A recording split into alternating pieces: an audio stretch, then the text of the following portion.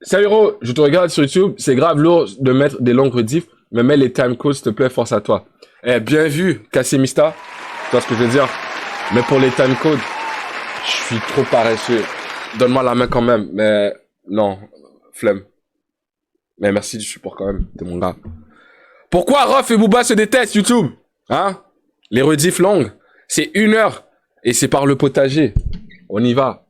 T'as pas tes masques que j'ai dit tout à l'heure sur Twitter? Ah, ouais. Attends. Le truc néo... Non, on va plutôt aller vers autre chose. C'est fini les discours politiques, là. Viens, on va rentrer dans le clash. Aujourd'hui, là, ce qui se passe dans le rap FR, j'aime. L'animosité. Par contre, laissez Epps... Alvaro, t'es trop un méchant, pour de vrai. Ils ont dit, il va acheter les places du dernier concert à Epps, puis il va mettre ça vide. Comme ça, il y a personne. Comme 50 Cent, il a fait je pense à... Non, c'est 50 Cent ou... C'est Jay-Z. Jay-Z, Nas, je sais pas c'est quel bif, mais il y a un mec qui a acheté toutes les sièges de la première place à un concert, juste pour faire chier à l'autre rappeur. Mais laissez Epps tranquille, s'il vous plaît. Il a rien fait, il a rien demandé, il fait sa musique. Il a juste dit fuck rap plus, mais je suis d'accord avec lui. Simple. C'est Ja et 50. Je pensais que c'est Jay-Z et Nas. Mais tu vois, c'est fini. On arrête avec les bifs. Ils se sont réconciliés, Jay-Z, Nas, Ja, puis 50 Cent, je pense pas encore. Mais come on. Maintenant, tout le monde commence à faire la paix. Regarde, la F, il veut collaborer avec Ziak. Il a vu qu'il a follow et que ça marchait pas pour lui. Maintenant, il va gratter le même mec qu'il a diss sur la fusée, là. Ah, comment, man. Je peux que c'est hypocrite. Mais bon. Booba Rof. Hello. Hey, salut. C'est Jeanne d'Arc. Quelqu'un est dispo pour une petite croisade? Ah, mais vous y attendez pas à ce que je revienne aussi vite, hein? Bah vous y habitez pas trop, hein, parce que la troisième partie, je suis pas sûr qu'elle revienne avant Noël. Ah, et arrêtez de me demander la suite de la partie de Luigi. Vous me le demandez partout. Sur Instagram, le roi du potager. Sur Twitter, le duc du potager. Dans mes commentaires YouTube. J'espère que vous mettiez des pouces bleus. Et que vous êtes abonné à cette chaîne YouTube. Attends. Si je suis pas abonné, je suis une pute, quand même.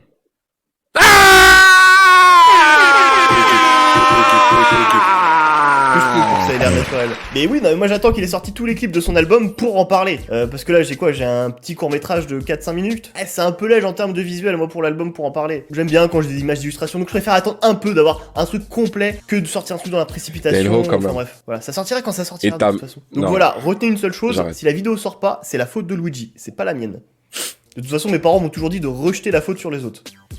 C'est faux maman, c'est une blague, c'est de l'humour, c'est comme ça que je gagne ma vie, ne me tape pas. Mais dans tous les cas, bienvenue dans cette deuxième partie de la trilogie des vidéos sur Booba, centrée sur ses clashs et sur l'évolution de sa carrière musicale. Aujourd'hui, on va parler de toute l'histoire entre lui et Rof, les origines de leur embrouille jusqu'à l'explosion en 2012. Pourquoi ils se détestent? Avec des infos que t'as jamais vues ailleurs. Et ici, on fait pas des vidéos de 12 minutes avec des articles Wikipédia. Hein. Alors, vu le thème de la vidéo d'aujourd'hui, et bon, ça avait déjà un peu commencé avec la précédente vidéo, mais je me doute que...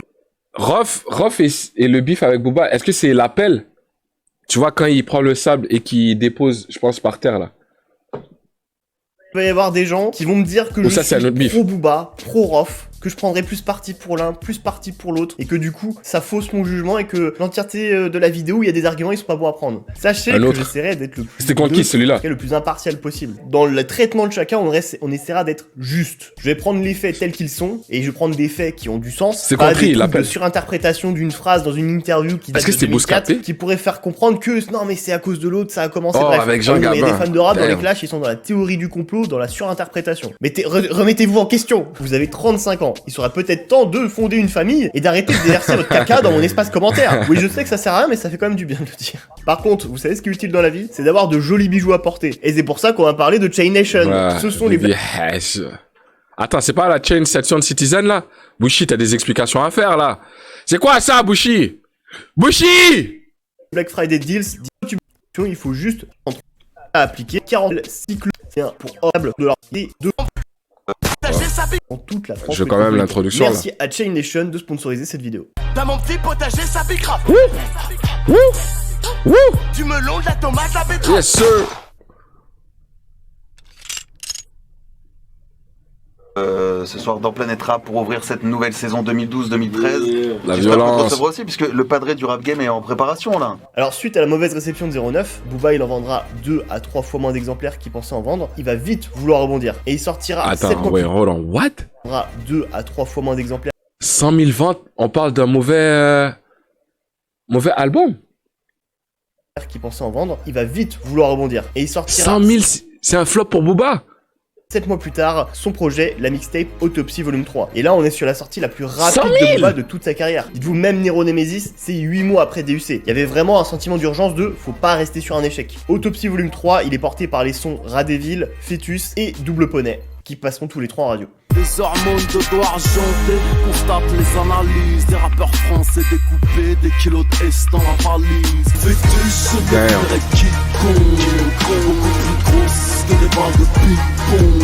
On rentre dans le club, la musique est bonne. Mes négros sont on dirait qu'on pèse des tonnes. Musicalement, Yeah. toujours un cran d'avance, toujours un côté novateur, et c'était pas le seul à le tenter, hein. Ils étaient plein dans La l'art français à Fouine, essayer d'avoir cette Nesbill. nouvelle musicalité, ce nouveau flow, etc. Mais Booba, ça a Prof. toujours été l'un des gars de sa génération, en tout cas, qui le réussissait le mieux. Tu Mm. sens qu'il reste jamais dans sa zone de confort, il tente toujours de devancer la concurrence pour continuer à revendiquer son statut de numéro 1. Facts. En 2010, il sort l'album Lunatic, alors en référence à son premier groupe, oui, mais aussi parce qu'il est de nouveau indépendant, comme à l'époque de Lunatic. Bon, alors Booba a toujours été indépendant, hein, je veux dire, il a toujours eu le contrôle sur la musique qu'il produisait, personne lui a jamais dit fais-moi un refrain comme ceci, non, faut plus de singles. Non, là-dessus, il a toujours eu le contrôle de sa musique, mais il était en contrat de licence. C'est-à-dire que la maison de disques gérait la distribution de sa musique, mais aussi la partie communication. Donc, les passages télé, les passages radio, les clips, et etc., et d'autres trucs. Et là, avec son nouveau contrat, la maison de disques, elle gère juste la distribution. Et là, tu pourrais dire, oh, super, bon, je vois pas trop ce que ça change. Hein. Bah, au niveau de l'argent touché sur sa musique,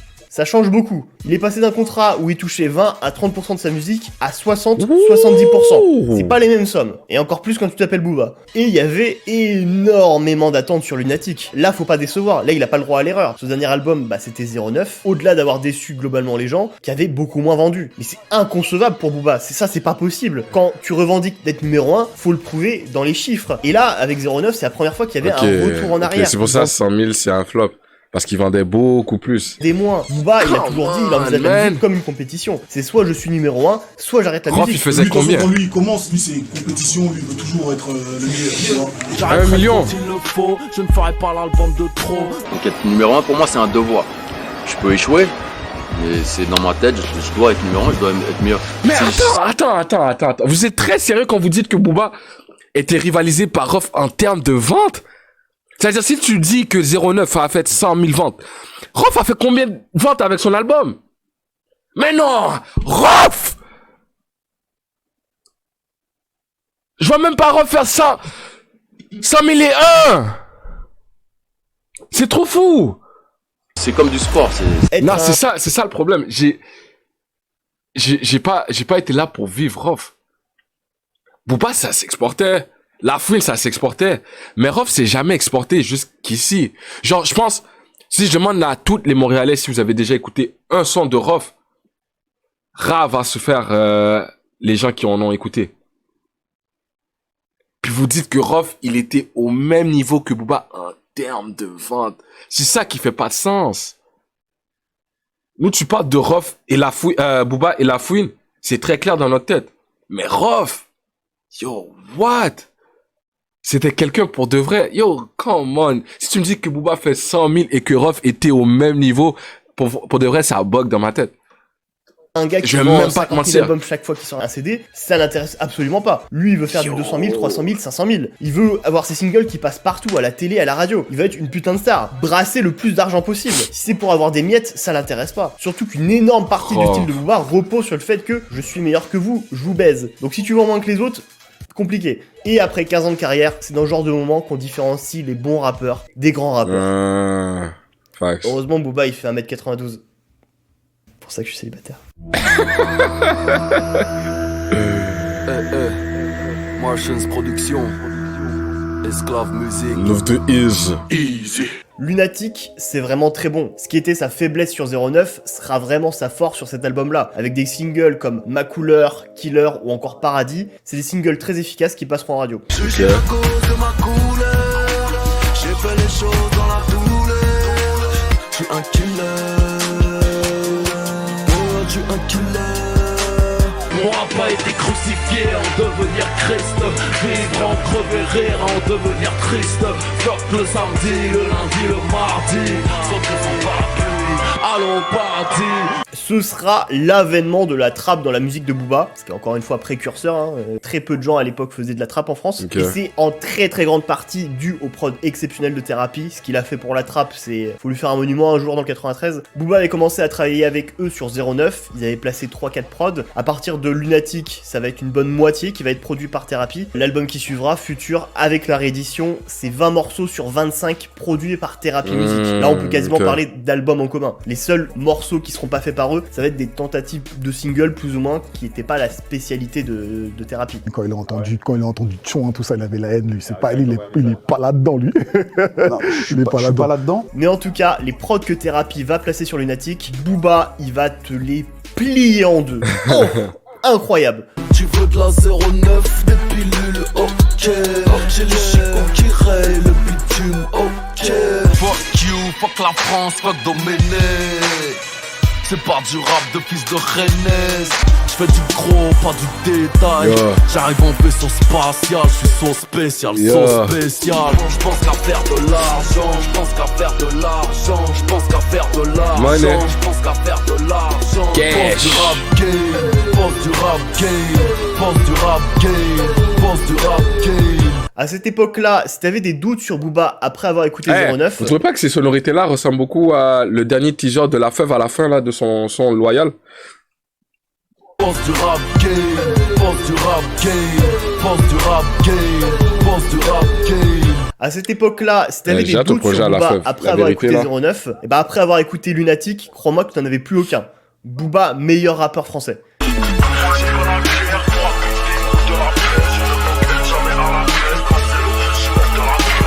Lunatic, excellent album, il vendra 37 000 Meilleur rappeur personnels all-time, pour un Booba. total de 200 000 Français. albums vendus au total. Pour Faut lui souligner aussi donner. ce côté indépendant, il continuera Il comme mérite pour son trône, 09 il mérite à son trône. boycotter Skyrock Ouais, et il surtout mérite. l'émission Planète Rap, étant pas en accord avec le fonctionnement de la radio et de l'émission. Et aussi, Il je mérite, pense, il aussi mérite, dans il une moindre mérite, mesure ouais. pour se venger Ouais, de l'époque il Lunatic où il passait pas sa musique. Et c'est pour ça qu'il fera une punchline sur Fred de Sky, l'animateur de l'émission Planète Rap. J'ai l'esprit serré comme une schneck de taille. Tu connais rien au son comme Fred de Sky. Et la phase, elle fera réagir, elle fera parler. Booba s'en prend à Skyrock, il s'en prend à Fred de Sky. Bon alors après, il s'en était déjà pris à eux dans plusieurs interviews sur son précédent album. C'est pas une radio dirigée par des gens qui ont une culture hip-hop et une culture de la musique. Fred, je pense qu'il est pas à sa place dans cette émission. Mais là, c'est en chanson, ça a beaucoup plus d'impact, c'est beaucoup plus largement diffusé. C'est pas une interview à l'époque en 2008 que tu trouves sur le fin fond de YouTube. Donc c'était pas énormément utilisé à l'époque. Non, parce que le fait que Booba tacle la radio, c'est pas anodin. À cette époque-là, les seuls mecs qui taclaient Skyrock, c'est des mecs qui étaient pas diffusés. L'époque où la radio avait encore un impact sur des carrières. Bon après voilà, je te dis pas les retournements de veste quand les mecs étaient diffusés, après wow, tu t'entendais plus les critiques sur Skyrock une fois qu'ils passaient. Ce qui est du coup encore plus impactant dans la punchline de Booba. Il est diffusé sur Skyrock, mais il les tacle quand même. Et Skyrock, ils vont réagir en ne faisant absolument rien. Ils vont continuer à diffuser sa musique comme si de rien n'était. Bah oui, parce que depuis Westside, Booba était devenu trop gros, trop imposant, trop populaire. C'est trop une machine à hit, trop une machine à single. Il était constamment dans le top 3 des rappeurs les plus populaires et ceux qui vendaient le plus. Et pas le diffuser sur la première radio rap du pays, ça se serait vu et il y aurait eu problème. Beaucoup de fans mécontents, etc., etc. Autant faire les aveugles, autant faire les sourds et muets. On continue à diffuser ses chansons et en plus on gagne de l'oseille. Pas le choix. Il y a trop d'argent en jeu. C'est C'est obligé, vraiment une c'est époque obligé. où pas diffuser Booba sur ta radio rap égale perdre de l'argent. Je fais que des sons incroyables, des trucs de Yeah. malade. Cette année, je vais tout Tu baiser. préfères Caris Prime ou Booba Prime? L'affaire, c'est que j'ai su apprécier Booba après que sa carrière soit terminée. Mais Caris Prime, oh putain, j'écoutais Hors Noir, mon gars. Sur la charte Je sais bien ça. Et cette phase sur Encore au Fred de Sky secondaire. Oh, mon ressortira gars. 2 ans plus tard lors du Planet Rap de TLF, qui est le petit frère de Rof. Bon bah là, comme d'hab, il a pas bossé, donc il dit que de la Il merde. rime. TLF, c'était un groupe, en fait. Et ils étaient deux mecs, Iqbal, le petit frère de Rof, ouais, mais aussi Alain Delon. Ok. Wesh, attends, c'est pas avant hier qu'ils ont collab sur Twitch, là? Ou c'était un live ou qu'est-ce qui se passe? Il a sorti la... Yo, Bon bah là, comme d'hab, il a pas bossé, donc il dit que de la merde. TLF, c'était un groupe, en fait. Et ils étaient deux mecs, Iqbal, le petit frère de Rof, ouais, mais aussi Alain Delon. Ok, et du coup, le Planet Rap, Mais en fait, l'histoire est un peu plus complexe que ça, parce que Iqbal et Alain se sont séparés. Sauf que Iqbal a gardé le nom TLF pour monter un autre groupe avec Yacouba, Badou et Edville. who? Badou comme le site de rencontre. Non. Ah. Ensuite, Edwige est remplacée par une certaine Léa. Sauf que après, Alain revient. Du coup, tous les autres se cassent. En gros, c'est comme quand Vin Diesel est revenu à l'épisode 4 de Fast and Furious, et du coup, bah, tous les héros du 3, Tokyo Drift, ils servaient plus à rien, ils n'avaient plus aucun avenir. Là, c'est pareil. Sauf que, encore après, bien plus tard, après plein de péripéties, bah, Iqbal et Alain se sont à nouveau séparés une dernière fois. En vrai, ils sont plus séparés que Dwight et Angela dans The Office. Ou Rachel et Rose dans Friends. Connais pas. Et du coup, Iqbal garde le nom TLF, mais bah, c'est un groupe où il est tout seul. Donc, il se renomme Iqbal vocal TLF. et A de L. D'accord. Et donc, Mais on pourrait aussi se demander pourquoi le nom TLF à la base. Mais c'est qui ces gens, en fait? pourquoi Eh ben à l'origine, c'était une série de mixtapes gérée par Corey Scalp, mais Qu'est-ce aussi qui se Iqbal, passe? qui réunissait franchement la crème du rap français, connu et émergent. Donc tu pouvais C'est ça, on est retrouver encore sur la vidéo, là. Nero, Kennedy, Alibi Montana, l'Escadrille, Mafia Quinfri. Yerim, reste sur le bif, là. On est où, là? Il se passe quoi, Yerim? Luciano, L.I.M, Cassius Belli, Oxmo, Siku MC, Tandem, l'Algérino, Fianso, Sultan, Guedin, La Hyène, Alibi Le rap premier, c'est quoi qui se passe? Montana, l'Escadrille, Ironside, Medine, Smoker, Cascami, Princesse Agnès, Nesbill, Nubi, Baka, Salif. Pourquoi tous ces noms-là? Ça sert à quoi? Gecko, et Orelsan et Gringe sur le son Mauvaise Onde, où Gringe rappait de manière assez simple. Une césarienne et la vie me sourit, sortie d'une chatte par la brigade de déminage. Et Yerim, l'utilité du passage, c'est pourquoi, en fait, c'est le potager, c'est reprendre les... Mais qu'est-ce qui se passe? On était sur The Boubab, il nous parle de Orelsan et Gringe. Pourquoi on a dévié loin, là? C'est pour la culture. Man, fuck la culture. Orelsan, lui, restait plus basique. Je suis peut-être une victime, mais je veux voir ta mère en vitrine. Bon, l'esprit de la tape était respecté, puisque le mot d'ordre, c'était « on veut que du bourrin ». Mais alors, du bourrin, niveau, ça pourrait être la sonnerie de téléphone d'un perso de Berserk. On se souvient de la phase audacieuse de Sefiu, pour me sucer la bite, il faut sauter en l'air. Alors,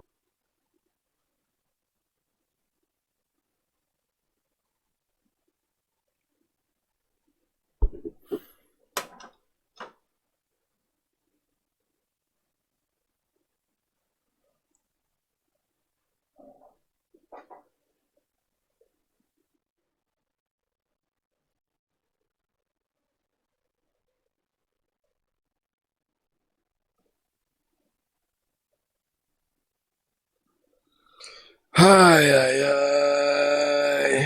en fait, il dit juste « il faut Tesso ». Mais vu que sur la première vidéo, Corentin était infoutu de comprendre que Dombi, c'était le verlan de Bidon, je me suis dit on va lui filer une petite notice explicative. Alors, évidemment, il y a l'ultra classique, le moment où Iqbal improvise l'expression « espèce d'enculé de tes fesses », expression qui malheureusement n'a pas perduré. Et bien sûr, l'incontournable, celui qui réunissait Dry, Zesso, Sefiu et Rof lui-même, le morceau « Baiser ».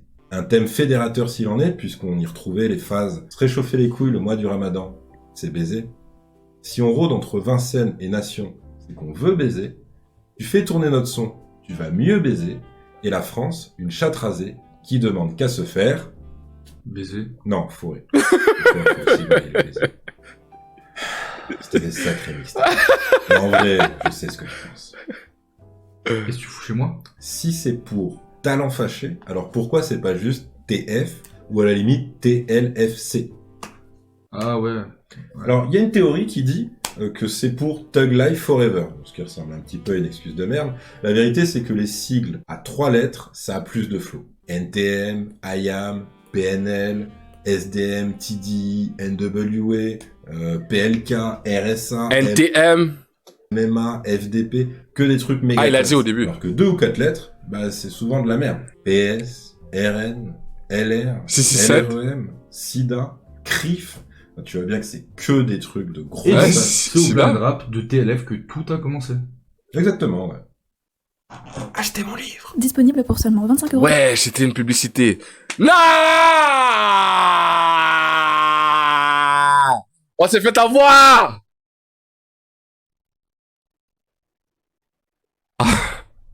Oh, le placement de produit. Depuis le début, c'était ça. Il était devant nous, mais moi, je pensais qu'il faisait juste raconter des trucs. 95 dans vos librairies ou sur Amazon, Fnac et Cultura. Mais si tu veux, moi... Y'a les fuck ton... Non, je rigole. Mais force. Petit souci avec toi, c'est que tu parles, tu dis à ce qui paraît que Rof, il va pas assumer ce qu'il a marqué sur Twitter, Facebook, parce que j'aurais dit que Skyrock jouait trop de dance, il fallait qu'il joue de Mais à qui j'ai dit ça? La question c'est... Ouais, tes copines, là, j'ai travaillé avec toi dans les couloirs, les coulisses de Skyrock, entre vous que ça se passe, et moi je suis pas au courant. Donc toi tu as des retours de ragots qui... Alors non, est-ce que c'est des ragots ça? T'as vu, moi je suis pas l'autre Zoulette de Booba, moi je vais pas faire des chansons sur toi. Moi je suis pas l'autre Zoulette de Booba. Il insulte Booba Zoulette. Rof, sur la plus grosse radio rap du pays, insulte en direct Booba. Ça, c'est une première. Bon, alors, ça se sentait qu'ils s'aimaient pas trop, ça c'est une surprise pour personne. C'est les rares fois où ils parlaient de l'un ou de l'autre en interview, c'était plutôt glacial. Mais là, avec ce qui vient de se passer en direct à la radio, là, d'un seul coup entre les deux, c'est la crise des missiles de Cuba. On révise l'histoire sur cette chaîne YouTube. La tension est extrême. Le moindre dérapage peut mettre le feu aux poudres. Là, une étincelle entre les deux, et c'est la Troisième Guerre mondiale. Le 6 septembre 2012, Booba va sortir une chanson qui sera le premier extrait de son futur album Futur. Waouh. Nice. Bref, la chanson, c'est Wesh Moret. Tu prends tes clics, tu niques ta mère, Yo. tu fermes ta gueule, Ferme ta gueule. tu dis de la merde. Alors, un morceau impactant, violent, sur une prod trap, mais bon, ça, il y en a dans tous les morceaux de Booba, et puis surtout, c'est pas ciblé. Enfin, si, il sort le nom de Willy Denzel. Ton petit est faible, perdu de vue, Willy Denzel. Il y en a où c'est des dommages collatéraux, ils t'ont rien dit les pauvres. Tu rappes comme... Mais c'était pas méchant ça, il est déjà fini, donc c'est pas moi qui l'ai terminé. Si tu tues un mort et il meurt pas deux fois, il est déjà mort.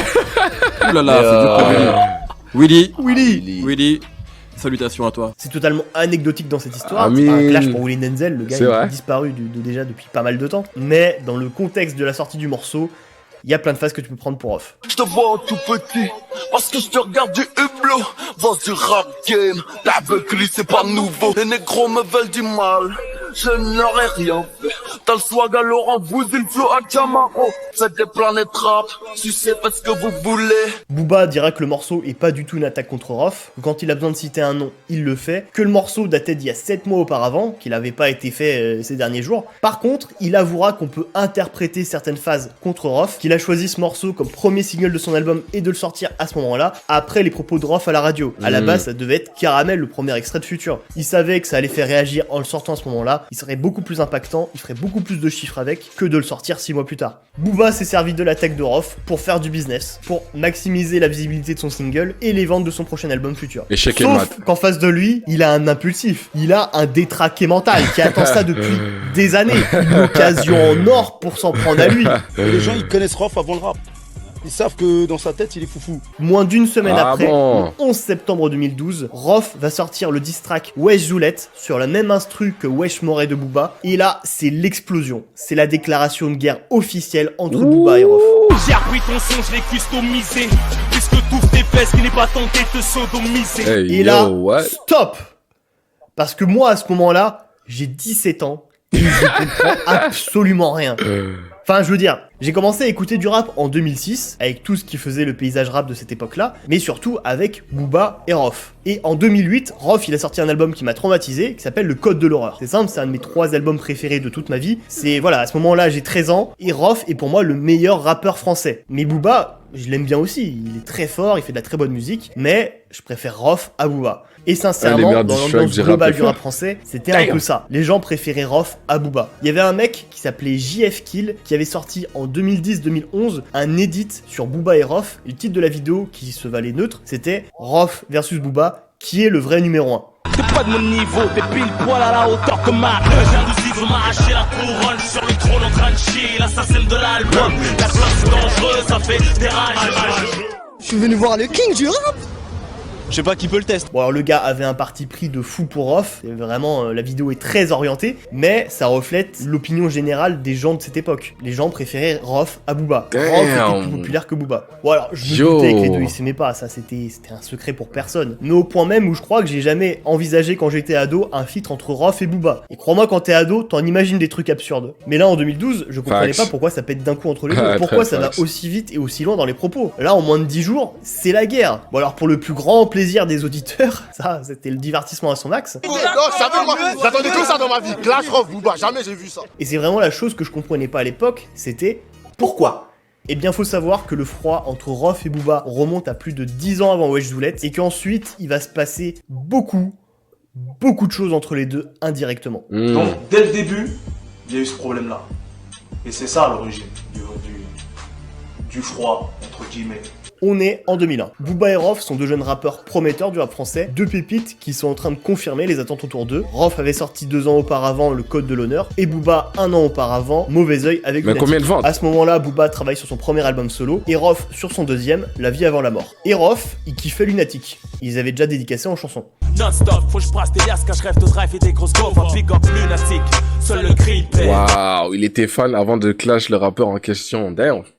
Il paiera pas, voilà, y'aura pas de paix. Et Lunatic qui fait aussi la Mafia Cafri, le groupe de Rof, au point même où Ali avait même demandé à Rof si c'était possible que Lunatic fasse partie de la Mafia Cafri. À l'époque, tu vois, les Lunatics, ils venaient nous voir avec Expression Directe, avec Rod Lion et tous les vrais au studio d'Avo. Ils disaient, Booba et moi, on veut rentrer dans la Mafia Cafri. Enfin bref, ambiance kawaii, toujours cute, tout le monde se kiffe. Du coup, sur son deuxième projet solo, Rof décide d'inviter Booba sur l'album La Vie avant la mort. Booba accepte, il fait son couplet, puis ensuite, va y avoir négociation entre le label 45 Scientifique de Booba et Hostile Records de Rof. En gros, le label de Booba demande une avance pour le feat. Après, quand on arrive au niveau de la négo, ils nous proposent donc 500 € pour le titre. On leur dit c'est pas possible.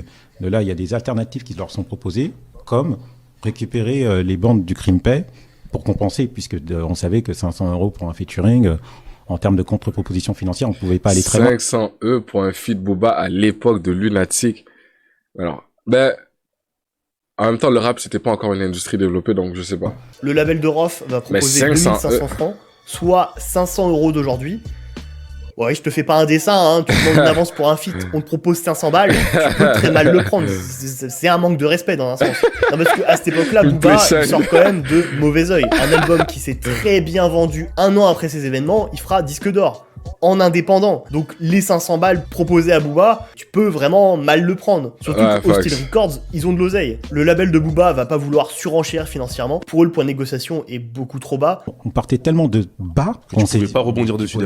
De 500 €. Imagine, tu vois, il n'y a jamais eu de contre-proposition financière de notre part. Bon voilà, donc il y a eu quand même une forte avance. Il a une demande de forte avance. Oh, forte avance. 500 €. Fuck. Hey yo, come on, man. Histoire de 50 000, c'est juste inventé. Moi, j'ai toujours dit, si on a demandé ça, on l'a forcément demandé par mail ou par fax ou n'importe quoi. Il existe forcément une trace écrite. Ils nous proposent donc 500 € pour le titre. On leur dit c'est pas possible. De là, il y a des alternatives qui leur sont proposées, comme récupérer les bandes du Crimpay. Parce que le Crimpay était sorti en 96 sur une compilation de Hostile Records. Donc c'est Hostile Records qui a les droits du Crimpay, pas 45 Scientifique, ni Booba, ni Ali. Donc en gros, ils auraient accepté l'avance de 500 € que si Hostile Records rendait les bandes du Crimpay. Ce que Hostile Records va refuser, et à partir de là, le point de négociation est au point mort. Après, t'essayes de négocier, de discuter, ça aboutit pas, quoi. Vous faites un peu les gripsous, comme on dit. Parce que quoi? Parce qu'on aurait dû... Donc il aurait fallu qu'on accepte 500 €, c'est ça? Je comprends que tu fais ton interview.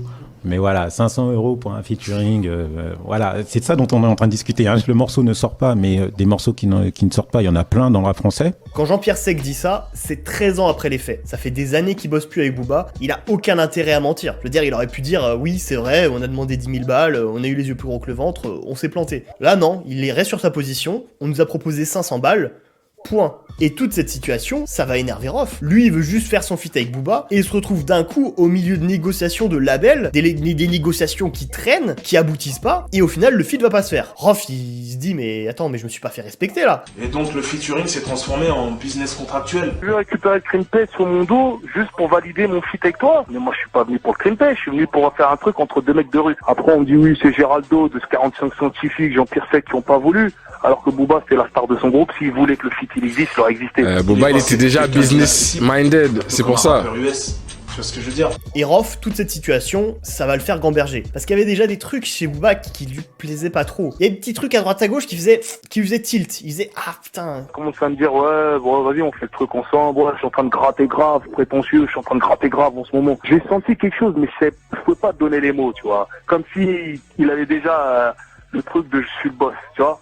Et ça, c'est des choses qui arrivent. Vous avez déjà sûrement entendu des youtubeurs, des rappeurs ou autres être déçus de rencontrer certaines personnes qui regardaient ou qui écoutaient le travail depuis pas mal de temps. Tu peux être déçu de l'humain, ça arrive. Rof, ça va juste cristalliser tous les doutes qu'il avait sur Booba. Et après, je sais pas si c'est lui qui l'a compris comme ça ou si on lui a dit de cette manière, mais Rof de cette histoire, il va juste retenir que Booba a demandé 10 000 € pour mon feat avec lui. Et là, on peut se poser la question, qui ment dans cette histoire? Qui dit la vérité? Vous voulez savoir c'est quoi ma théorie là-dessus? Go. Elle est très simple. Est-ce que vous savez c'était qui le boss de Hostile Records à ce moment-là? Salut, c'est Benjamin. Vous êtes bien sur Stay Tune. Achetez les disques. Y'a Koumar qui me prêtait main forte. Quand je suis le vanille, je disais que je percerais pas parce que je suis Youssoufa en moins fort. Ils vont me pousser dans un charter avec mes CD, mes shorts, ma wife. Benjamin Sulvani a baisé ma life. Gilet par balle sous le pull marine. Ouais. Nique les bâtards comme je suis le vaniche. Ah ouais. Ils revendraient leur famille. Quand t'arrives en enfer, y'a Benjamin Sulvani. Donc déjà je trophée. Oh man. Fuck Benjamin. On parle pas de Epps là, hein. Mais ça fait longtemps qu'on est là, messieurs, dames. Benjamin Sulvani est l'archétype type du gars de maison de disque. C'est-à-dire que la musique, il s'en fout, lui ce qu'il veut, c'est vendre des CD. Pour vous décrire l'homme, je vais vous donner un exemple. En 2002, Diams, qui est signé sur le label Hostile Records, prépare son second album solo, Brut de Femme. Il y a une fusion donc avec EMI et tout, et le nouveau patron écoute l'album de Diams et il dit il y a pas de tube dedans. On repousse.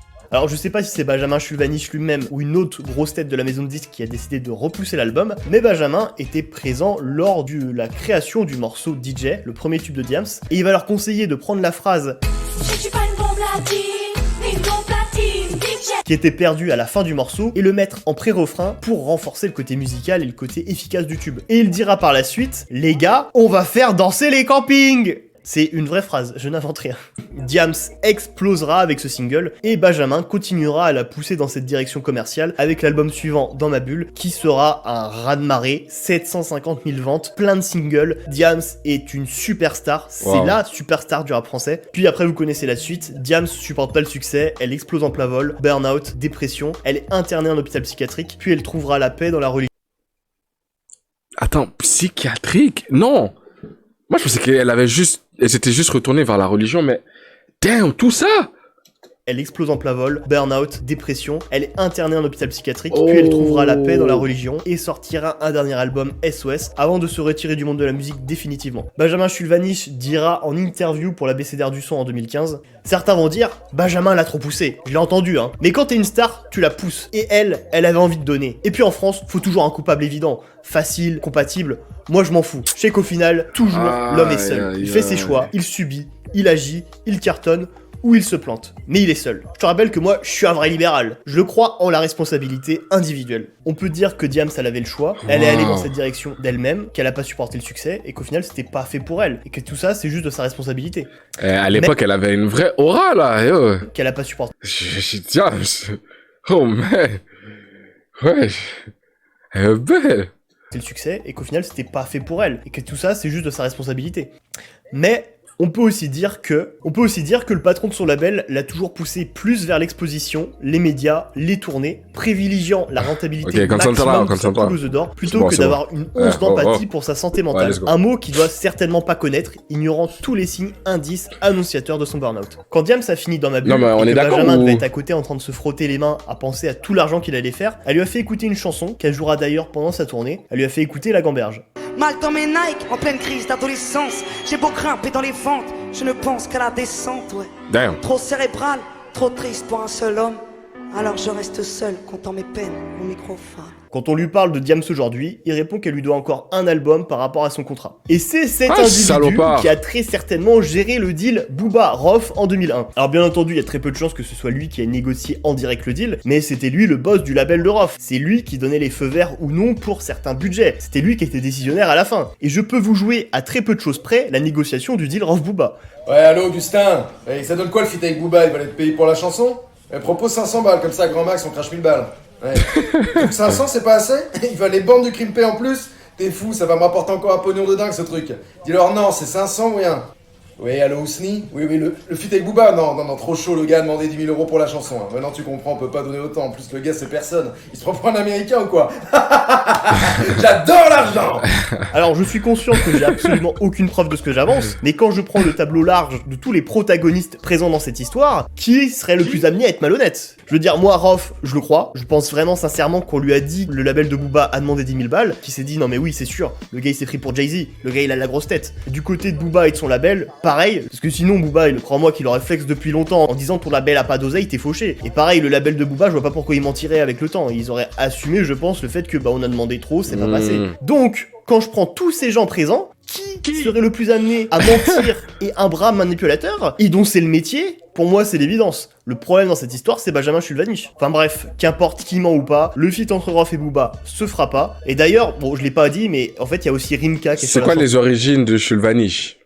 Depuis le début. Juste que j'ai pas pensé que c'était important dans l'histoire pour l'instant. Rimka de la Mafia Cafri et du 113 qui a aussi posé un couplet. Et d'ailleurs, le son fuitera quelques années plus tard sur internet. Ouais, gros, c'est creux pour les braves réglos. Les potos, comment ça, ils viennent de la rue? C'est nous la rue. Non, mais j'ai demandé, s'il y a un avocat et il cartonne tout, je demandais lui aussi, c'est quoi ses origines, les frères? Oh, c'est nous qu'on arrose, c'est nous la ruse, comment ça on rentre pas? C'est nous qu'on flingue. On l'a plié en studio avec Rimka, on a posé le son, et qu'il était cuit et qu'il a dû retourner poser quelques jours après à Saint-Denis. Alors, dans un langage on a plus le droit de poser des questions proche de la réalité, c'est ça le je problème. pense que Rof a posé son couplet en premier, et qu'après, quand il a réécouté le son avec le couplet de Booba et de Rimka, il s'est dit qu'il allait le refaire pour mieux coller à l'ambiance générale du morceau. Et peut-être aussi, il s'est dit que les mecs, ils avaient plié vraiment un truc costaud et qu'il fallait faire refaire son couplet. C'est des choses qui arrivent, il y a rien d'exceptionnel.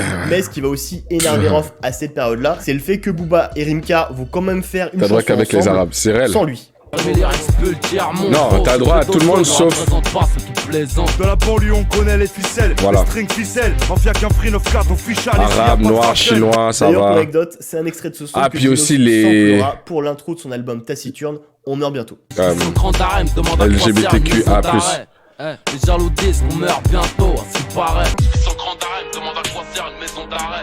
Les jaloux disent qu'on meurt bientôt, à ce qui paraît. Après perso, je trouve un peu bizarre que Rof en veut à Booba et à Rimka d'avoir fait une chanson sans lui, parce que la chanson ils l'ont fait en 2003, soit 2 ans après cette histoire de feat annulé. Et puis si à ce moment-là, Rof en veut vraiment à Booba pour l'histoire du feat annulé, ça doit savoir autour de lui que c'est pas bon délire de collaborer avec Booba, parce que Rof a un problème avec lui. Le problème c'est qu'il y a pas que Rimka qui a fait une chanson avec Booba, énormément de membres de la Mafia Cafri ont fait des chansons avec Booba. Il y a Mokobe qui va faire un feat avec Booba en 2009, il y a Demon One et Dry, les 2 membres d'Intouchable qui en 2006 vont être présents sur Westside. Kerry James va aussi faire une chanson avec Booba. Oui, tu as bien entendu, il y a une chanson Kerry James Booba qui existe sur cette planète. On a une combinaison qui les étonne, c'est soit street, lourd, et ça pèse des tonnes. Un mec meurt, appuie sur rec, entend, contre nous tu apprends longtemps, je chope Alzheimer, direct. L'autorité, une grosse guesse merde. Quand je vois cette photo, je peux voir que l'image de Zizou, il a posté avec le petit truc ici, là. Genre, c'est une dinguerie, le montage. Un gros geyser qui sent ton flow pue la dose de misère. La chanson est présente sur la compilation Street Lourd All Stars, une compilation qui est à l'initiative de DJ Mosco, Teddy Corona et Mistaflo, 3 membres de la Mafia Cafri. Donc voilà, Booba il a jamais fait partie de la Mafia Cafri, mais il a tellement fait de collaborations et de chansons avec eux que c'est tout comme. Mais Rof en voudra Karimka d'avoir fait une chanson avec Booba 2 ans après leur histoire de feat annulé. Bon, c'est peut-être un peu exagéré 2 ans après, mais c'est son droit, il a le droit d'être vexé, voilà. En 2003, Booba est de nouveau incarcéré. Pour la première fois, tout le monde est au courant, c'est pour son histoire de braquage de taxi en 97. Il sera condamné à 4 ans, mais fera au final que 18 mois. 18 août 98, dans cette putain de maison d'arrêt. Ils me disent que je sors bientôt, à ce qui paraît. Sa seconde incarcération, ce sera en 2002. Il sera accusé d'avoir tiré plusieurs coups de feu à la sortie d'une boîte de nuit. Il fera 3 mois de préventive. Et là, cette fois-ci, pour cette 3e incarcération, il a été contrôlé au volant d'une voiture volée et il fera 1 mois de préventive. Ouvrez les portes du pénitencier. Maison d'arrêt des hôtels, franchement c'est... Mais le mois de prison préventive qu'il fera en 2003, il le fera à la prison de Nanterre, dans laquelle est aussi incarcéré le petit frère de Rof, Iqbal. C'est fou comment des fois le monde c'est tout petit. J'étais à Nanterre en 2003, bâtiment C. Alors en 2003, Iqbal est bien entendu au courant du feat annulé avec son frère. D'ailleurs c'est même lui qui a dû lui raconter l'histoire, et je pense pas que ça devait être une histoire très avantageuse pour Et lui. les gars, est-ce que vous avez déjà vu les passages à tabac de la prison, bro? Les gars, j'ai vu une vidéo. Oh, les gars, ils sont allés sans pitié. Yo, je suis là. Les gars, ils sautent. Genre, tu vois, il y avait un coin où est-ce qu'il y avait la toilette et le lit. Les gars, ils se placent leurs mains d'une façon et ils sautent à 2 pieds sur la tête du mec. Je suis là. Wesh, le mec, il est à terre, il bouge plus. C'est fini, non? Ils sont là, ils prennent des élans de malade mental. Je suis là. Wesh. Ils étaient peut-être 5 sur lui. Yo, jamais la prison. T'es fou, toi. T'es fou. C'est qui t'as besoin? T'as besoin des infos sur qui? Ah ouais, je te donne ces infos-là et je vais pas en prison. Vas-y, direct. C'est lui le coupable. Ouais, je te dis, c'est lui qui portait l'arme. Puis lui, c'était le conducteur. Il m'a forcé à monter dans l'auto. Yo, Tam! Dans la main. Cosway valide, Cosway valide. Booba, Ah oui, t'es c'est-à-dire fou, que quoi. le gars il l'a jamais rencontré mais de base il l'aime pas trop. Et vu qu'il est fait dans le même bois que son frère, il doit pas aimer la façon d'être de Booba. Il doit pas aimer la manière qu'il a de se mettre en avant, de se comparer à Rof. Dans sa tête il trouve arrogant lui aussi, il aime pas ça. Sami Sizi, Ouais. c'est un rappeur proche de Booba qui était Mais ça, aussi à la Pabito, ça, j'ai pas envie de célébrer, mais...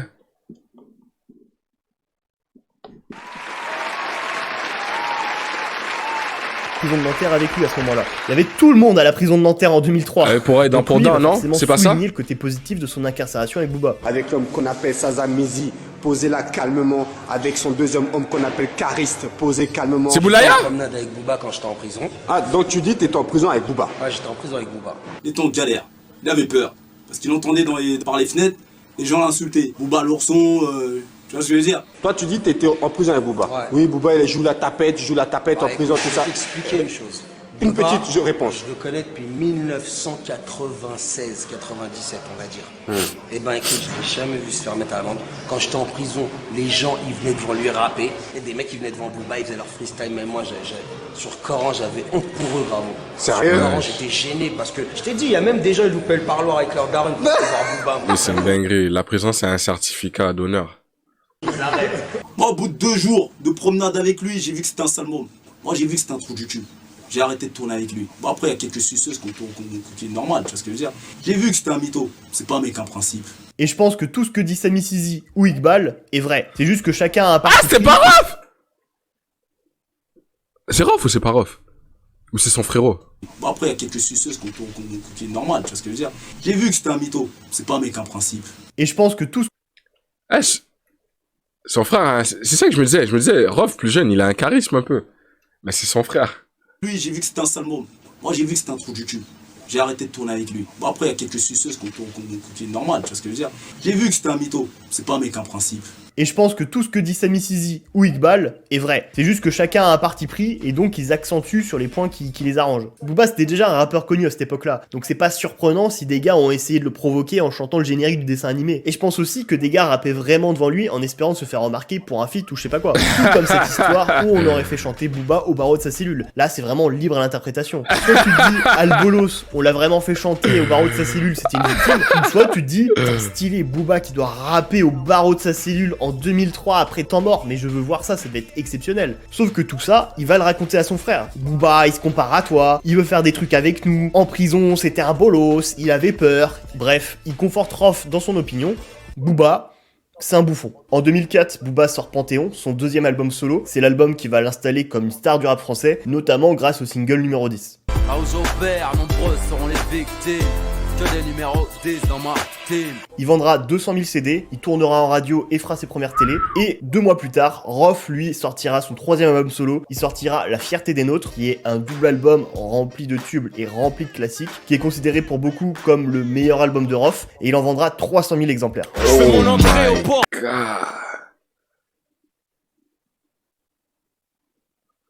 Oh my.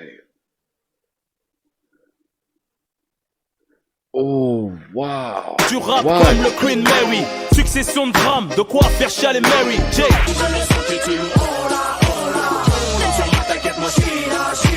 Hey yo, c'est Ousni, encore un soldat de vitré. Rien à foutre, ton car tu sors de son prix.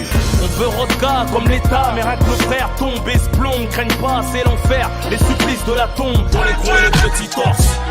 94, la groule elle fait une Corse. 94. Le rap français on le mate, depuis l'époque où je puis craver mes barrettes à la fac de Tolbiac. Moi, fuck, ça se fait hard. Rof était déjà devenu une star avec l'album La vie avant la mort. Là, il devient une superstar du rap français. Et dans cet album, comme dans le suivant, Au-delà de mes limites, qui est sorti en 2005, Rof aura plusieurs pics pour Booba dans certains morceaux. Et il confirmera d'ailleurs des années plus tard, après 2012 et le début des Clash, que c'était en effet pour Booba. Et à partir de là, les pics ont été envoyés. Et T'es pas de mon niveau, t'es pile poil à la hauteur de ma huc. Handek, les yeux rien que sabrés, ta carrière en train de sombrer, sur marbré, calibré, sabré. T'es ridicule, comme Dragon Ball avec du recul. Le ghetto voit que t'es un mytho comme Hercule. Là, c'est un mytho, c'est Hercule.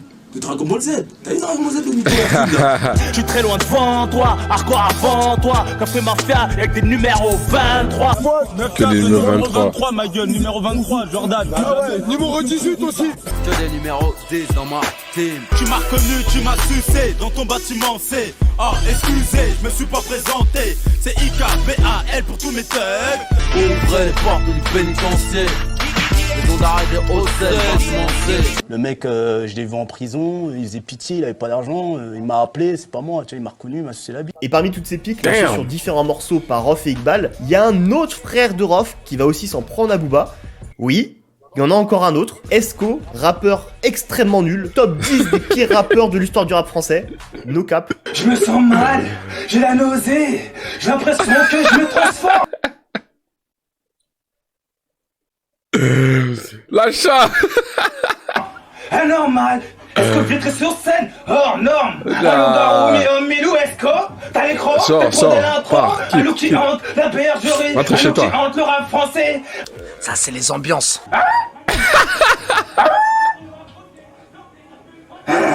Ouais, t'en penses quoi?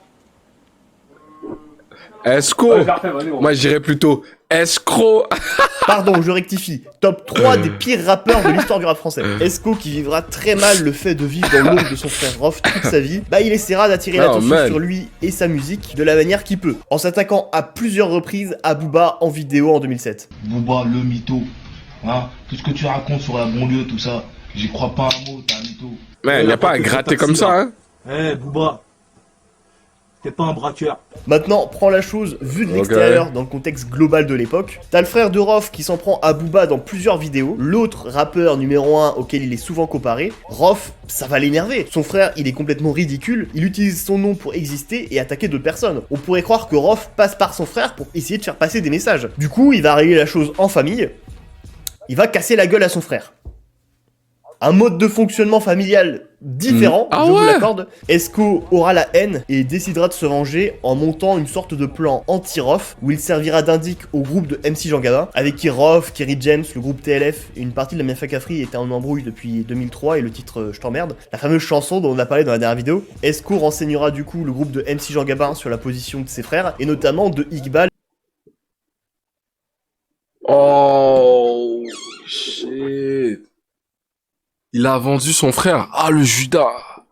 Et Alain Delombre à qui il avait donné rendez-vous. Ces derniers se feront tabasser par le groupe AMC Jean Gabin, ce qui va rendre Rof complètement fou. J'ai confiance qu'à chaque fois que je te parle de Rof, une fois sur deux, je fais pour dire qu'il est énervé ou qu'il est complètement fou. Et c'est à ce moment-là d'ailleurs que sera tournée la fameuse vidéo de l'appel. Je vais te montrer moi, les gros porcs, les musclés, les pousse la fond, t'enculé, pousse encore, je vais te la pousser, pousse encore. Bon, de là, il y aura des bagarres entre la Mafia Cafri et le groupe AMC Jean Gabin. Rof, avec son frère Esco, organisera un rendez-vous de réconciliation au Quick de Vitry. Endroit très important du rap français, si un jour vous y allez. Prenez des photos, envoyez-les-moi, j'adorerais. Sauf que dans le contexte de l'époque, Rof se déplaçait armé, et à un moment donné où il décida de remettre son arme en place, Esco verra l'arme, prendra peur, et partira en courant, et il portera plainte à la police. Rof ira en prison suite à ces histoires, puis il sortira de prison pour sauver le Bercy de 50 Cent, enfin bref. Yo, attends, mais Fif l'avait mentionné dans un Fif Story. Mais il n'a jamais mentionné que c'était son frère qui l'avait vendu.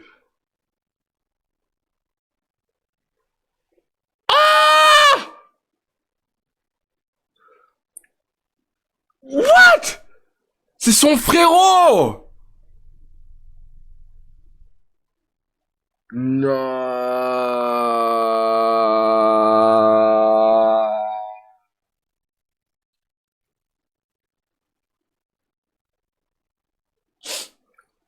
Yo, c'est trop fou, ça. Ça, c'est des histoires de famille de malades. Une autre histoire, mais ça donnera des phases classiques sur le morceau Testament. Une petite larme émotive où la daronne a plein la barre. Comment t'aider contre l'un de ses fils, coller les risques le placard.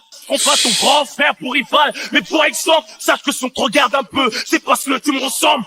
Pourquoi tu cours en criant police au secours? J'allais pas te tirer dessus, mais peut-être te crosser par amour. Alors, pour en revenir à notre Coup de crosse rapide. histoire, Booba ne répondra jamais à Esco. D'ailleurs, je sais même pas si un jour il a su qui c'était. Parce que moi je suis un Darkman, homme de l'ombre, comme dit MX. Moi je fais le loup. Le loup, hein. La chaîne, ouais. Il ne répondra pas non plus à Iqbal ou à Rof, parce que déjà, à aucun moment son nom est sorti. Pour lui, il n'a pas de raison de répondre. Puis surtout, lui, quand il lançait des pics, c'était globalement à tout le rap français. Les rappeurs ont le cul gercé depuis que j'exerce. Les rappeurs m'envient, sont tous en galère. Un jour de mon salaire, c'est leur assurance vie. Oh. Il restera concentré sur la sortie de son troisième album solo, Westside, sorti en 2006, qui sera son plus gros succès des années 2000, qui est un album rempli de classiques et de tubes. Il en vendra 500 000 exemplaires. Si Panthéon avait fait de lui une star, Westside va faire de lui une superstar du rap français. Bordel, quand on rentre sur la piste, comment ne pas être un pitbull quand la vie est une chienne. Depuis le crime paie, zéro défait, la pêche. À quoi sert d'être célèbre sans le mériter?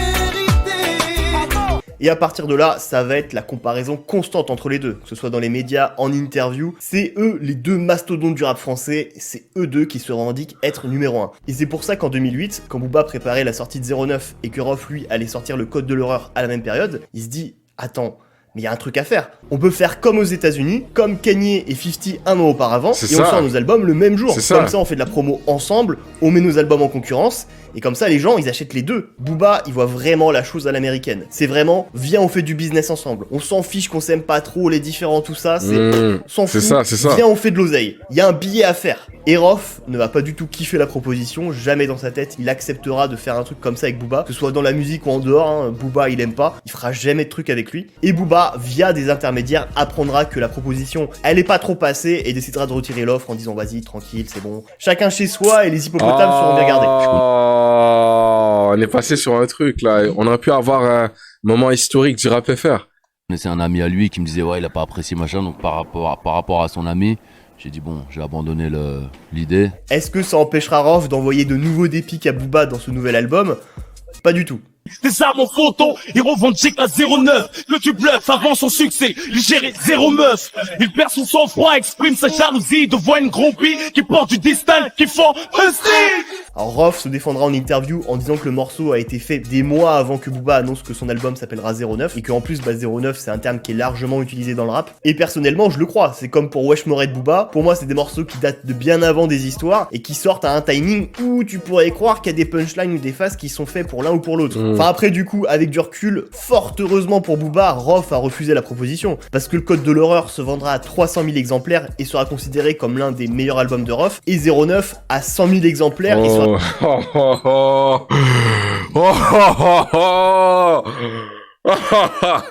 considéré comme l'un des pires de Booba. Donc voilà, des fois... Le destin fait bien les choses. Il a évité une balle. J'ai bien fait parce qu'il avait vendu plus que moi. C'est marrant que tu dis ça hyper honnêtement. Les chiffres ne mentent pas, je peux pas, c'est la vérité.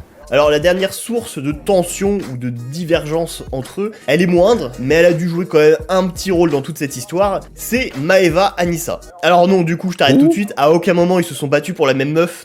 Je te jure, il manquerait plus que ça dans toute cette histoire. Maeva Anissa, à la base, c'est une pote de Booba au début des années 2000. Et vraiment, c'est vraiment juste une pote de Booba, elle a toujours insisté. Ok, une pote, c'est ça? Ok.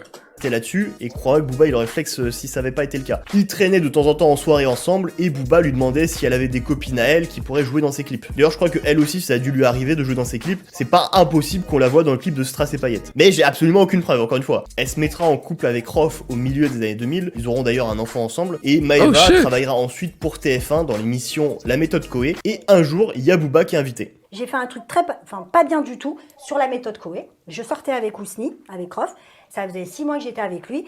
Et il m'a dit, enfin, Ousni, il avait il m'avait dit, s'il y a Booba, je te préviens, c'est même pas en rêve, tu vas pas faire. le capteur. Voilà, tu mets pas le capteur et tu vas pas. Parce que Koé, il me disait toujours, alors qu'est-ce qu'il chante comme chanson? Qu'est-ce qu'il chante comme chanson un tel?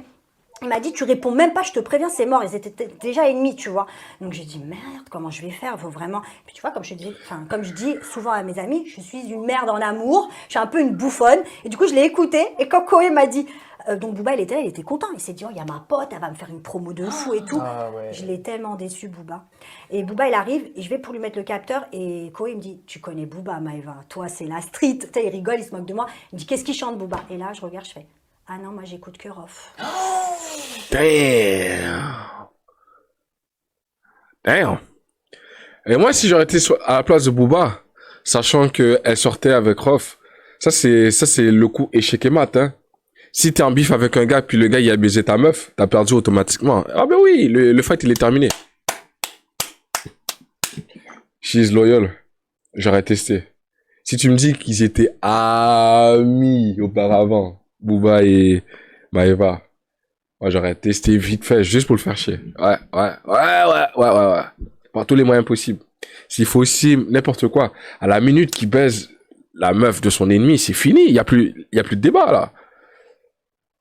T'es malade. À la minute que tu le dis encore, il arrive et dit, ouais, j'ai baisé ta meuf, ah oui. Il y a quoi maintenant?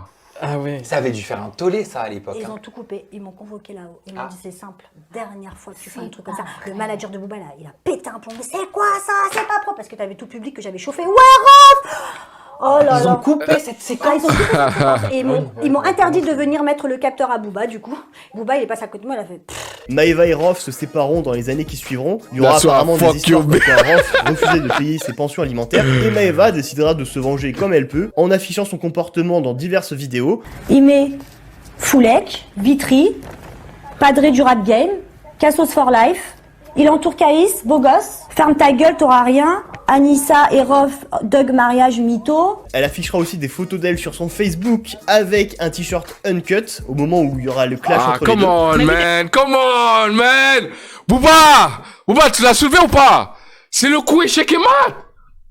C'est pas échec et mat, vu que t'as pas abattu le roi, mais c'est comme si tu lui enlevais sa reine, là. Des photos de toi circuler sur internet avec des t-shirts uncut. En plus, ils ont un gosse ensemble. Moi, dans la guerre, il y a pas de coup bas, tous les coups sont permis. Moi, je serais arrivé, j'aurais tenu même son enfant dans mes bras, j'aurais dit genre, I'm not the dad, I'm the stepdad. Genre, I'm the dad that stepped up. Tu vois ce que je veux dire? En plus, avec sa meuf. Oh, come on, man, Booba, fallait aller au bout. Et on te voit faire la promo. Ça a été légendaire. Alors, explique-moi un petit peu, voilà. Ce que j'aime bien chez Booba, c'est qu'il reste vrai et fidèle à lui-même, il ne ment pas, il cache rien, il est transparent. Et quand elle quittera Énergie 12, elle fera un remix de DKR. C'est pas la télé qui me quitte, c'est moi je quitte la télé. J'ai clashé des gens. Alors cette histoire m'explose de rire, c'est vraiment le pressing qu'elle met sur le père de son fils qui refuse de payer la pension, il est extraordinaire. Franchement bravo à elle, c'est très très drôle le moyen de se venger. Voilà globalement ce qui s'est passé entre eux avant l'explosion de leur clash en 2012, mais faut bien comprendre qu'en termes de statut, Rof dans les années 2000 a toujours été légèrement devant Booba. C'est lui le numéro 1 dans la tête de la majorité du rap français. Il était dans l'émission pour savoir si Booba... constamment il y avait un tube qui tournait. En 2004 il sort un double album, en 2005 il sort un double album, en 2007 il sort une réédition plus une mixtape. Et en 2008, avec le Code de l'horreur, il fera le plus gros démarrage de toute sa carrière. Disque d'or en une semaine, 58 000 copies vendues en 7 jours. En pleine crise du disque. C'est lui la superstar du rap français sur cette décennie-là. Trop de tubes, trop de classiques. Booba, c'est simple, il peut rien faire face à la surproductivité de Rof.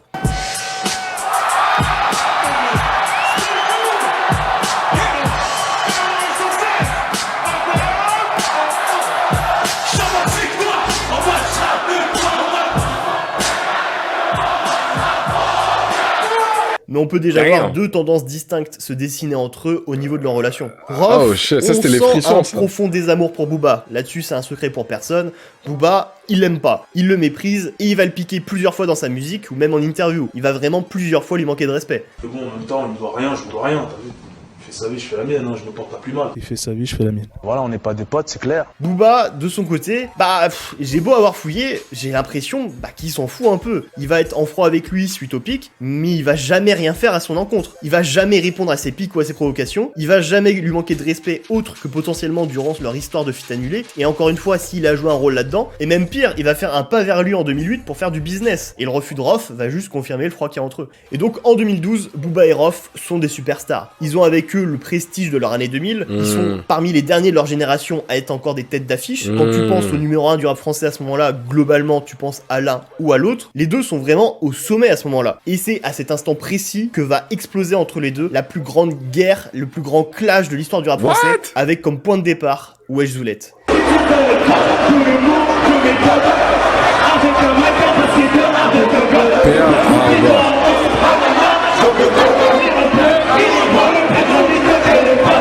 Donc voilà, maintenant, normalement, vous et le mois de 17 ans, vous comprenez beaucoup mieux pourquoi Rof a sauté sur la première occasion venue pour s'en prendre à Booba. Et sur Wesh Zoulette, il y est pas allé de main morte. Wesh Zoulette, wesh Zoulette, wesh Zoulette. Alors, une zoulette, pour les plus jeunes qui nous regardent, c'est une manière péjorative de désigner une meuf de banlieue. Alors, c'est une expression qui est passée de mode depuis pas mal de temps, enfin, c'est quasiment plus utilisé. Mais c'était encore d'actualité quand Rof a fait son diss track, et Rof, il continuera à utiliser ce terme pour désigner Booba, que ce soit dans des morceaux ou en interview. C'est vraiment en mode, même pas je dis ton nom. Dans un clash, dans un diss track, dans un battle de ce que tu veux, quand deux rappeurs veulent s'insulter, la chose la plus évidente qui est souvent mise en avant, c'est le physique de l'autre. Prendre un élément quelque part et le tailler dessus. Et c'est ce que Rof fera avec Booba, en le taclant notamment sur le fait qu'il se met très souvent torse nu sur scène pour mettre en avant son physique musclé. Pour lui, c'est un comportement qui est bizarre. T'as le swag du 15 de France ambiance, l'air couleur, mais de l'huile, foncez sur scène en mode striptease. La rêve du 15 de France, c'est par rapport au calendrier Les Dieux du Stade, qui est un calendrier érotique dans lequel tu vas avoir des rugbyman. Hey yo, what? Yo, come on, man. Pourquoi on vient de voir le fessier d'un mec? Le potager, c'est quoi qui se passe? C'est quoi ce magazine Playboy masculin là? À la con. Ah, man. Remets s'il te plaît. Comment ça, mon ref? Comment ça, remets ça? Nah, that's crazy. Moi, ça me dérange pas. Ah, toi, t'as enjoyé bien, hein? À fond. Pull up. Nah.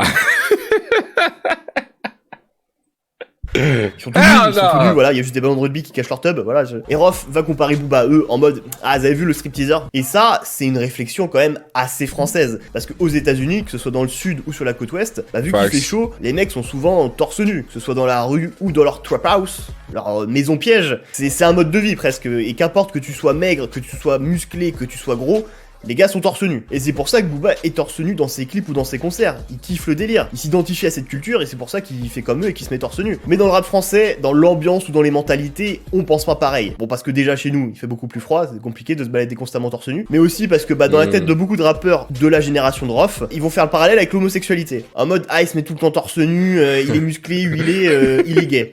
Bizarre avoir deux boucles d'oreilles ici, là. C'est le truc des marins, là. Les marins, quand ils étaient homo, bah c'était les signes. La droite. Non, c'est la droite. C'est la droite. Je porte des boucles d'oreilles, c'est la droite. C'était les trucs ici, là. Donc t'es un mec bizarre, toi. Tu vois, t'es pas un bonhomme, toi. Tu t'assois pas à notre table. Tu t'assois à la table des zoulettes, mais pas à notre table. Non, par contre, la remarque pertinente que fera Rof sur le physique de Booba, c'est sur le fait qu'il a des jambes fines. Super gonflé d'en haut, subhanallah, jambes de coca. Alors Booba, lui, il a pas le choix, hein, ça c'est sa génétique, hein, il peut piquer autant qu'il veut au niveau de ses jambes, elles resteront plus ou moins fines. Mais du coup, qu'il y peuvent quelque chose ou pas, ça change rien qu'au fait que ça fait rire les gens. Il y a un décalage entre l'image du mec musclé qu'il veut montrer et le fait qu'il a pas des jambes impressionnantes. Puis ça ramène aussi au cliché du mec qui va que à la salle pour faire le haut du corps et qui fait jamais les jambes. Muscu de beauf que les bras et les pecs. Cette critique sur ses jambes qui sont fines, c'était quelque chose qui était jamais sorti auparavant, et ironiquement, je pense c'est la phase du morceau qui restera le plus dans les années qui suivront. Encore aujourd'hui, quand il y a des mecs qui sont en embrouille avec Booba, ils parlent de ses jambes qui sont fines. Autre chose sur laquelle Rof va attaquer Booba, c'est sur le fait qu'il se prend pour un Américain. C'est pas New York, ici c'est Paris, t'es pas là, c'est je suis pas Jay-Z, arrête de thug life. Tupac se retourne dans sa tombe. Et ça, je pense, c'est un des points centraux de la haine de Rof pour Booba. Booba, c'est quoi? Booba, c'est l'arrogance, c'est les tatouages, c'est les muscles, c'est les clips léchés qu'ils mettent en avant, gros bijoux, grosse voiture, grosse bad bitch. J'adore mon métier. On adore Booba ça. s'est beaucoup inspiré de 50 Cent de 2004. Et Rof avait déjà fait une clip là-dessus sur le code de l'horreur. Aucune contradiction, interprète à ma façon. C'est pas 50 que je fuck, mais plutôt c'est contrefaçon. Et cette imagerie, ces textes exagérés, romancés, Rof il déteste. Il peut pas, lui c'est vraiment, mais vous voyez bien qu'il ment, c'est pas possible, c'est un menteur, il a pas fait ça dans ses textes. Pour lui c'est pas comme ça quand on fait du rap, pour lui ça doit être réel, tu dois dire ce que tu fais pour de vrai. Rof, c'est un gars de la rue, il a grandi dans une certaine précarité, il a un vécu. La Mafia Cafri, c'était pas qu'un nom de groupe, ils étaient autant dans la musique que dans les activités illégales dans les années 90. Ah mais dites-vous qu'il est tellement matrixé par être dans le vrai et la street crédibilité que après 2003, il va quitter la Mafia Cafri, parce que la Mafia Cafri était plus dans les activités illégales. Pour lui, bah c'était plus la Mafia Cafri, ça n'avait plus de sens. Et pour moi, la Mafia Quinfri, elle devrait s'appeler comme ça que si c'était la Mafia Quinfri d'avant. Aujourd'hui, la Mafia Quinfri, c'est plus la Mafia Quinfri. C'est une des choses les plus importantes pour lui dans sa vie, c'est être authentique. Alors que Booba, lui, il a grandi à Boulogne-Billancourt. Il est issu de la classe moyenne, il n'a pas grandi en cité. Vous avez sûrement déjà vu des photos de lui qui est sur du cheval, et le fait aussi que son amour pour le rap est venu après un voyage aux États-Unis. Je vous fais pas un dessin, un voyage aux États-Unis, c'est pas non plus à la portée de tout le monde. Booba, il a pas grandi à 7 dans un 2 pièces, il a pas connu les frigos vides ou les huissiers, faut pas non plus croire qu'il était riche, mais il était pas pauvre non plus. Il était juste issu de la classe moyenne. T'as goûté le Nutella, t'étais gamin. T'as mangé des BN, t'étais gamin. On mangeait les sous-marques.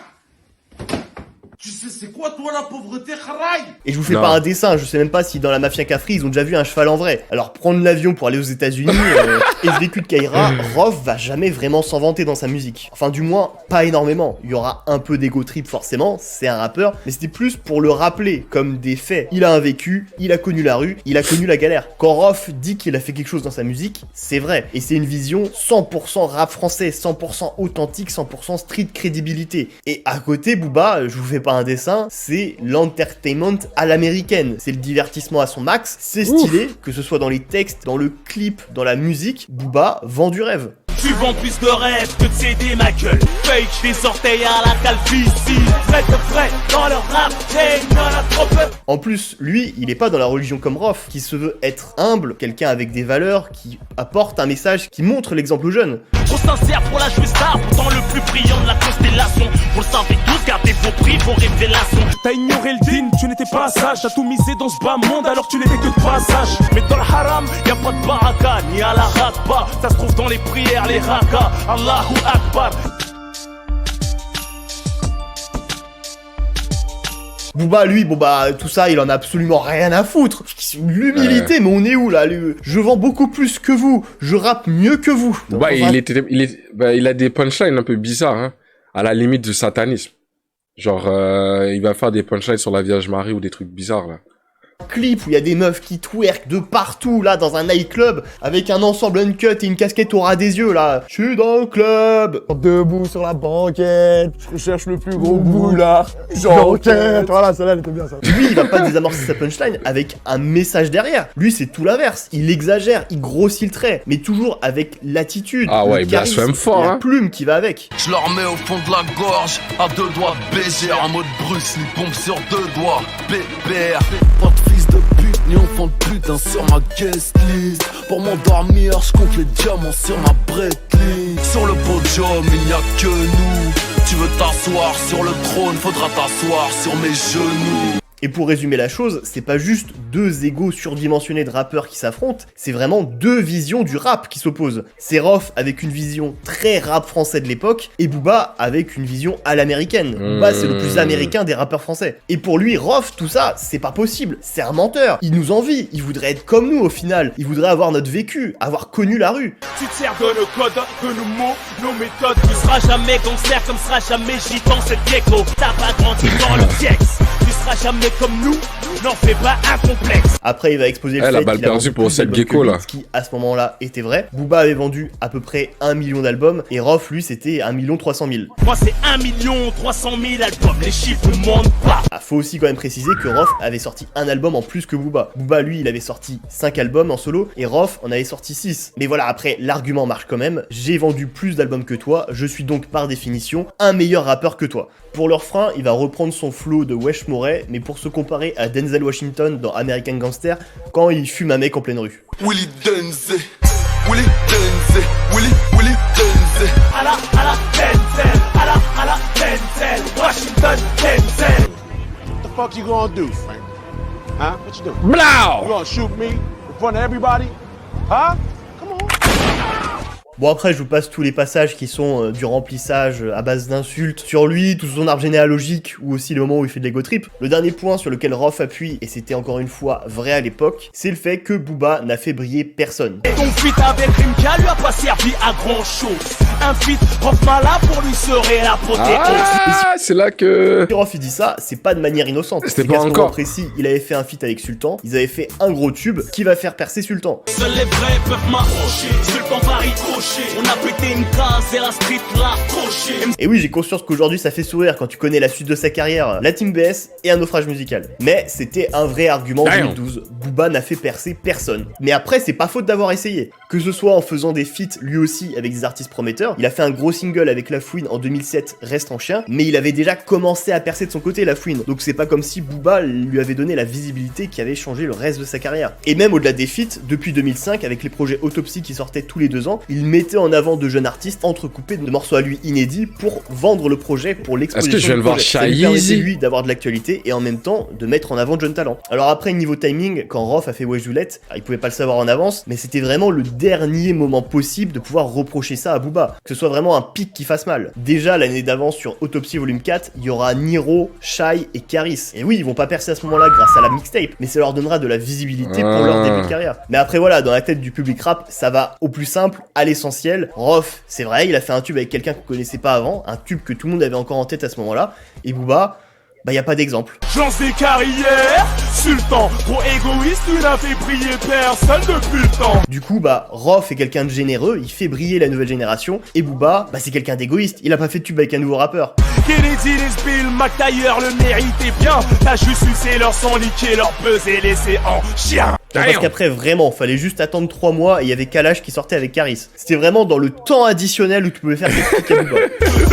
Toujours plus haut, la République me suce le tuyau, monsieur l'agent, je t'enfonce le triangle, Sevrance. Donc voilà, Wesh Doulette, c'est un énorme pavé lâché dans la mare, c'est un diss track très dur sur Booba, et beaucoup de gens étaient contents de voir Rof clasher Booba, parce qu'il y a une majorité du rap français, et une majorité même des médias français qui préfèrent Rof à Booba, parce que Rof, il est moins prétentieux, il fait passer des messages, alors que Booba, bouh, regardez-le avec ses muscles et ses tatouages, regardez-le comment il est arrogant avec ses voitures, et ses bijoux, ses cling-cling là, il met des meufs en bikini dans ses clips, c'est horrible. La différence de traitement dans les médias, elle est flagrante. Tout le monde dans la rue reprend ces expressions, Hein c'est pour ça que ça marche, parce que Rof, c'est pas une copie de 50 Cent, mais c'est un mec qui parle pour les mecs qui habitent en France. Rof, c'est pas du tout un phénomène de mode, et à lui seul, il a vendu plus d'1 million d'albums. Je suis très content de vous avoir ici, Rof.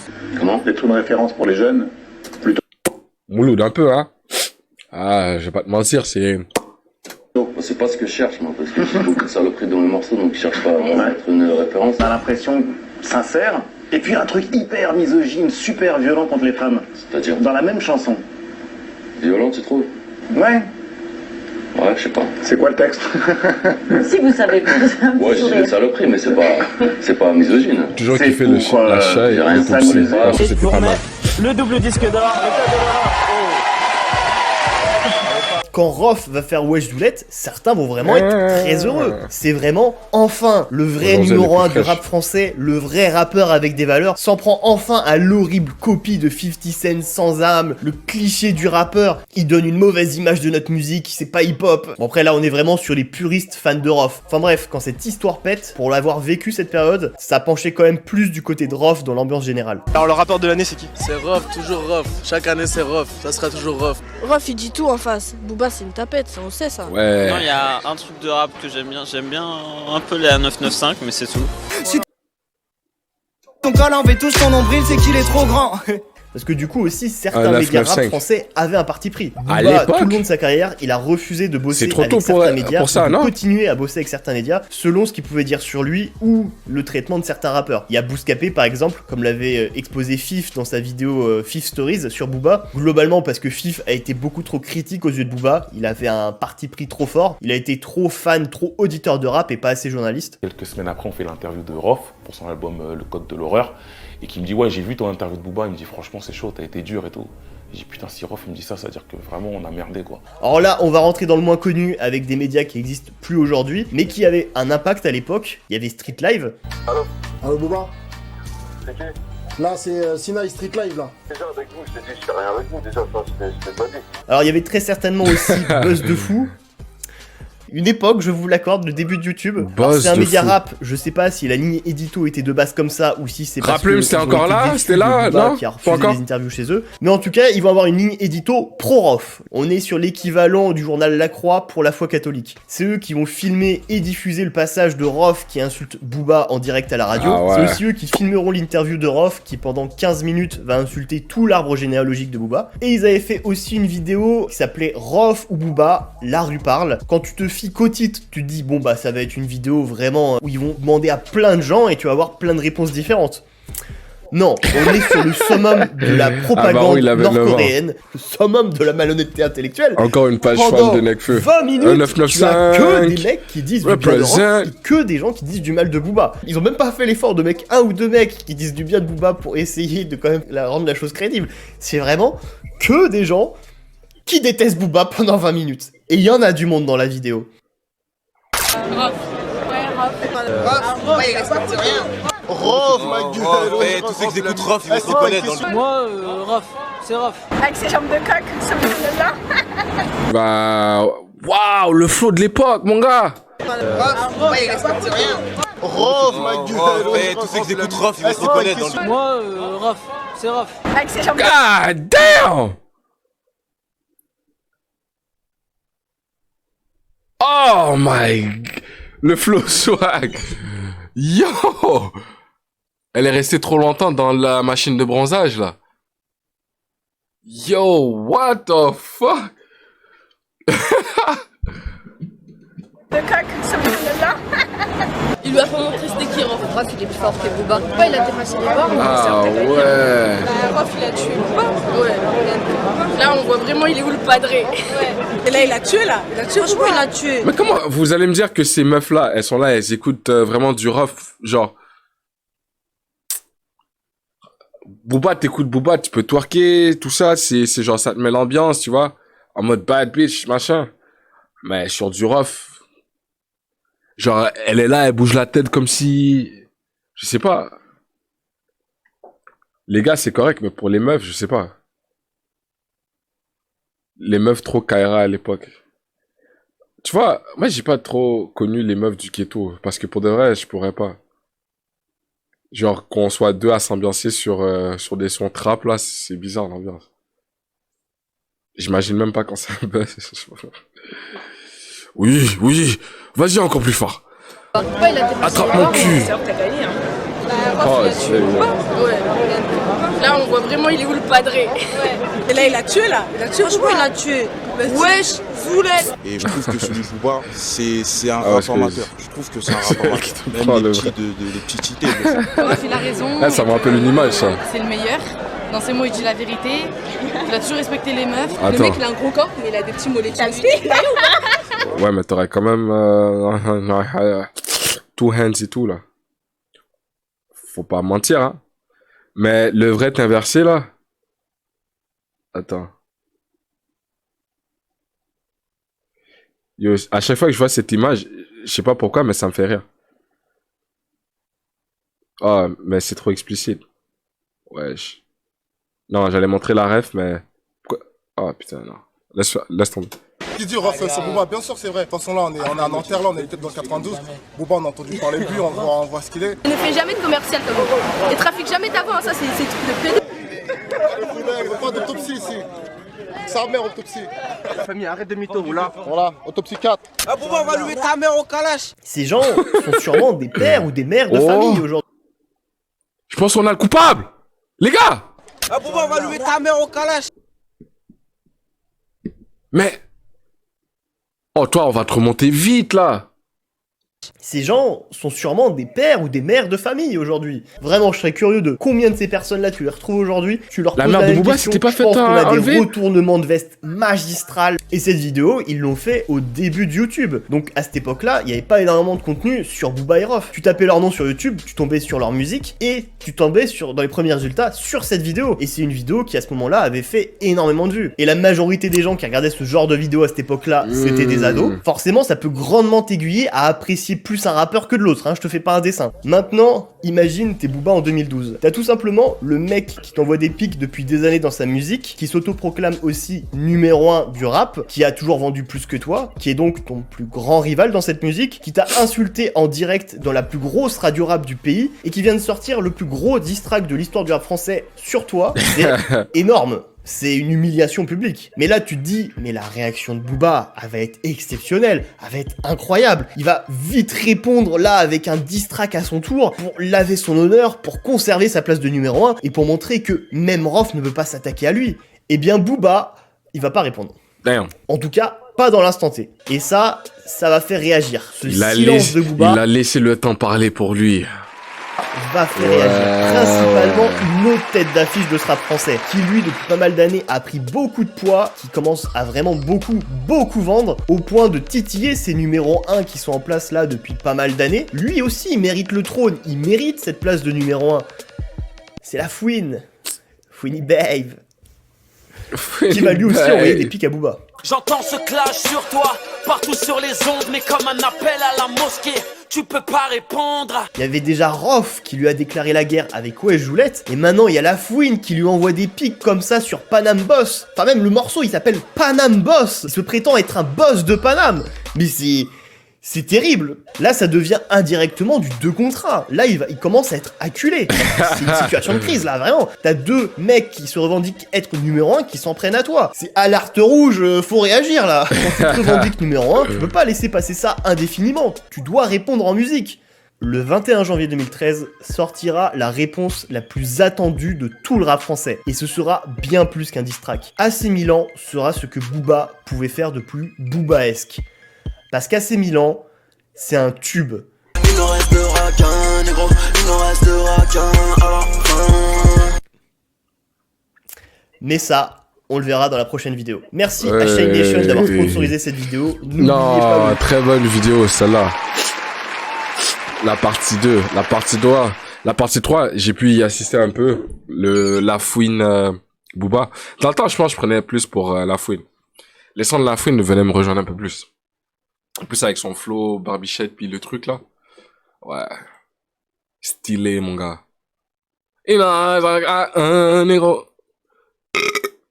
Ah, craint comme. Hein?